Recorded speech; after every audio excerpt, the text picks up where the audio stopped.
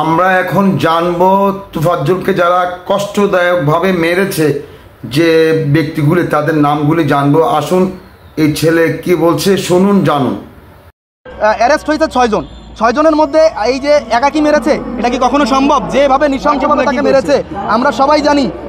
মৃত্তিকা, পানি এবং পরিবেশ বিষয়ে 2021-22 সেশনের মোহাম্মদ সুমন, ওয়াজিবুল, ফিরোজ এবং জালাল, যারা মুখ্য 4 জন, তাকে টর্চার করেছে এবং তার পায়ে আগুন ধরিয়ে দিয়েছে এবং সমস্ত শরীরে টর্চারের দাগ আপনারা দেখতে পেয়েছেন।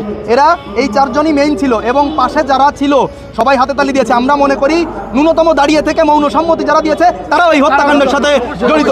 কারণ হলে আপনি অন্যায় যে করে, অন্যায় যে সহে, সমান অপরাধী 2 জনই। সেক্ষেত্রে আমি বলতে চাই যে 4 জন, এখানে 4 জনের নাম আমরা দেখেছি এবং ভিডিও ফুটেজ। আমি এখানে স্পষ্টভাবে আরেকটা কথা বলতে চাই, বিশ্ববিদ্যালয় ক্যাম্পাসের যারা প্রশাসনের আছে তারা এখানে একটা এজাহার দায়ের করেছে অজ্ঞাতনামা, তারপরে কে বা কারা, এই সমস্ত মানে ফ্যাসিস্ট মার্কা কথাবার্তা আমরা আর বাঙালি জাতি শুনতে চাই না। স্পষ্টত ভিডিও থাকা সত্ত্বেও ভিডিও ফুটেজের থেকে বড় প্রমাণ আর কি হতে পারে আমাদের জানা নাই। তারপরে কিভাবে তারা একটা অজ্ঞাতনামা দিয়ে, কে বা কারা দিয়ে, যেখানে 3-4 দফা ভিডিও আছে যে একবার তাকে মারা হয়েছে, দ্বিতীয়বার তাকে খাওয়ানো হয়েছে। খাওয়ানোর পরে একটা জিনিস বোঝেন, একটা মানুষকে, সাধারণ মানুষকে, যে চোর, তাকে মারার পরে যখন খাওয়ানো হচ্ছে সে তো সাধারণত ভয় পাওয়ার কথা যে আমি চুরি করছি, আমাকে মারছে একবার, এখন খাওয়াচ্ছে আবার, সে বিনা ভয়ে খাচ্ছে। এটা একটা নিদারুণ দৃশ্য যে খাওয়ার পরে মানসিক সুস্থভাবে, যদি একটা মানসিকভাবে সুস্থ লোক হয় সে কি সাধারণভাবে খেতে পারে? খাওয়ার পরে তাকে জিজ্ঞেস করা হচ্ছে খাবার কেমন হয়েছে, তার তো ভয় থাকা কথা। তার ভিতর কোনো ভয়ের কেউ দেখে নাই ওই ভিডিও চিত্রে। তার মানে স্পষ্টতই বোঝা যাচ্ছে, বা আপনারা বৈষম্য বিরোধী ছাত্র আন্দোলনের যে ফুটেজটা আমাদের তোফাজ্জলের আছে সেখানে দেখতে পারবেন, সে যদিও কিছু সামঞ্জস্য কথা বলছে কিন্তু অধিকাংশ জায়গায় অসামঞ্জস্য কথা বলছে এবং আল্লাহর কাছে বিচার দিছে।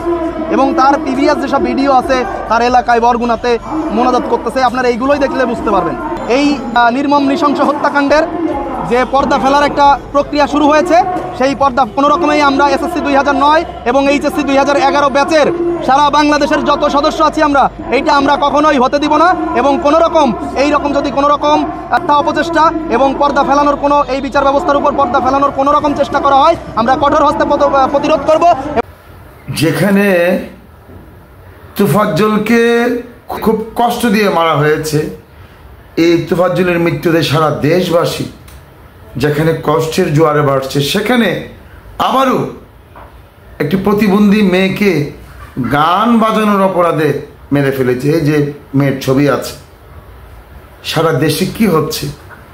এদিকে মৃত্যু হচ্ছে, এদিকে মেরে ফেলছে, ওদিকে মানুষকে ধরে মারছে, ওদিকে লুট করছে। কি হচ্ছে এই দেশে? এসব হত্যাযজ্ঞ কবে শেষ হবে? মানবিক লিটন ভাই, আল্লাহ হাফেজ।